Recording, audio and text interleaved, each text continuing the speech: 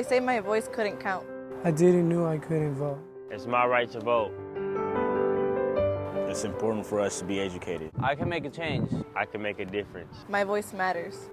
Voting is really the cornerstone. It's like the cornerstone of our democracy, right? Everything kind of centers on voting because that determines who's in power. They're very targeted laws designed to keep certain blocks of people from voting. It's infuriating to watch not only, I think, the impact that it has on entire communities, but the impact that it's having on this country when we try to pass laws like immigration reform, right? When we try to pass criminal justice reform. We try to reduce mass incarceration, but we can't because the people who are elected aren't allowing the people who are impacted by those laws to vote.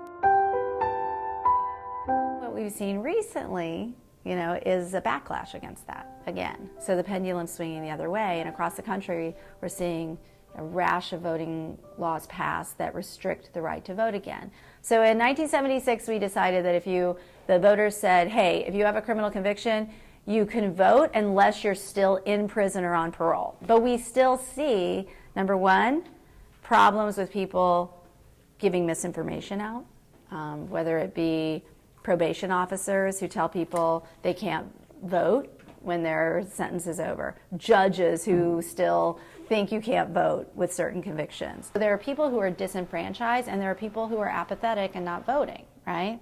There are also people who don't vote because they don't think their vote counts. It was pretty easy. I just wrote my name down, my address. That's about it. And when I was born, I'm voting for who's gonna be the next president of the nation. Yeah, well, yeah, you could vote to make a change in the communities or anywhere. Our democracy's healthier when more people participate. If I'm engaged in my community and I'm participating in the decision-making process, if I'm treated like an actual citizen of my community and a member of my community, I'm probably less likely to get involved in the criminal justice system again. I think there's still this notion that there's certain people who should get to vote and who shouldn't in this country. And even though it's a fundamental right, not everybody thinks it's a fundamental right. They think it's a privilege. It makes me sad and it's heartbreaking when I meet people who think they can't, who actually can. So it's important to get information out there about how to register and where to register and how to vote.